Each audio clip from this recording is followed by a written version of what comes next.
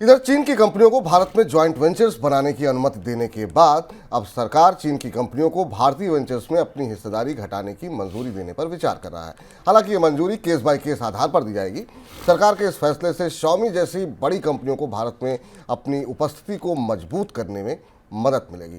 Sir, क्या government जो है वो अब चीन की कंपनियों के प्रति उदार हो रही है? चीन की कंपनियों के लिए धीमे धीमे दरवाजे खोलने की कोशिश की जा रही है। हालांकि कूटनीतिक मंचों पर भारत का रुख चीन को लेकर हॉकिश है, आक्रामक है, लेकिन कारोबारी परिस्थितियों में भारत को चीन की ज़रूरत लग रही है। व्यापार है और भारत और चीन का व्यापार घाटा काफ़ी ज़्यादा है, चीन से आयात भी बढ़ा है।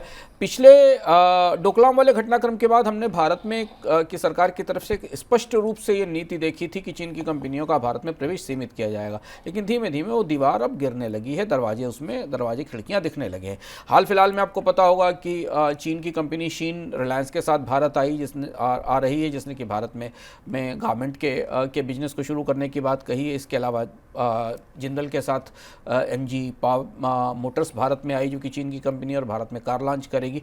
इससे ही ये संकेत मिले थे कि चीन की कंपनियों को लेकर अब भारत सरकार कुछ उदार हो रही है। ये अब अगले चरण के तौर पर वो कंपनियां जो जॉइंट वेंचर में भारत में काम कर रही हैं और जो चीन की कंपनियां हैं, उन्हें इस बात के लिए प्रेरित किया जाएगा कि वो अपनी स्टेक्स को, अपनी हिस्सेदारी को डाइल्यूट करें, यानी भारतीय बाजार में उसे बेचें, जिससे कि भारतीय निवेशकों को उनमें निवेश का मौका मिल सके। और इसमें पहला नंबर मोबाइल कंपनियों का हो सकता है, Xiaomi जैसी कंपनियों का, जिनके पास भारत में काफ़ी बड़ा बाजार है और भारत में सक्रिय हैं। उनसे कहा जाएगा कि उन्हें भारतीय होने के लिए कंपनी में भारतीयों को शेयर बाजार के जरिए, पूंजी बाजार के जरिए हिस्सेदारी देनी चाहिए। जी।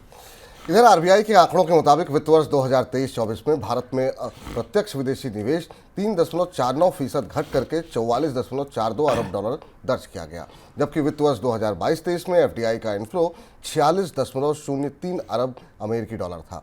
वित्त वर्ष 2024 में मैन्युफैक्चरिंग सेक्टर में 9.3 अरब डॉलर का FDI आया है, जो कि वित्त वर्ष 2023 की तुलना में 17.7% कम है। वित्त वर्ष 2023 में मैन्युफैक्चरिंग सेक्टर में 11.3 अरब डॉलर का FDI आया था। सर, ये विदेशी निवेश जो लगातार घटता हुआ दिखाई दे रहा है, इसके पीछे क्या रीजन मानते हैं? अगर आप कंप्रेहेंसिव विदेशी निवेश को देखें, जिसमें कि FPIs का इन्वेस्टमेंट भी है, डायरेक्ट फॉरेन इन्वेस्टमेंट भी है, और इसके अलावा जो री इन्वेस्टेड अर्निंग्स होती हैं, इनको देखें तो इन सब में गिरावट दिख रही है। FPI के निवेश में तो गिरावट लगातार है, जो हम आपको पिछले 6 महीने से लगातार बता रहे हैं कि भारत में विदेशी निवेशक बाजार में निवेश कम कर रहे हैं। जो फॉरेन डायरेक्ट इन्वेस्टमेंट है, जो प्रोजेक्ट्स में आता है, उसमें पिछले 1 साल के दौरान कमी आई है, क्योंकि अब ग्रीनफील्ड प्रोजेक्ट्स में भारत में बड़े निवेश नहीं हुए हैं। पहला चरण ग्रीनफील्ड प्रोजेक्ट में निवेश का था, जो आज से करीब 1 दशक पहले का था।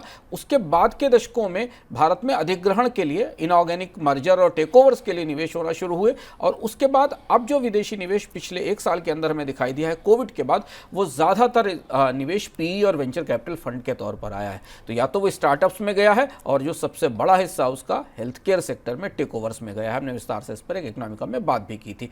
तो अब विदेशी निवेशक भारतीय बाजार के सभी क्षेत्रों में निवेश करने में रुचि लेते नहीं दिखाई दे रहे हैं। उन्हें जो हाई पोटेंशियल वाले एरिया दिखाई दे रहे हैं, जैसे कि हेल्थ केयर, वहां बड़ी निवेश की गतिविधियां दिख रही हैं, और इसका असर हमें यह दिखता है कि भारत के विदेशी निवेश में गिरावट हुई है। क्योंकि विदेशी निवेश के अवसर तो भारत में काफ़ी खोले गए हैं। पेट्रोलियम सेक्टर भी था, कोल भी था, रेलवेज भी था, रियल एस्टेट भी था, पर इनमें सब में कोई बड़ा उत्साह निवेशकों ने नहीं दिखाया।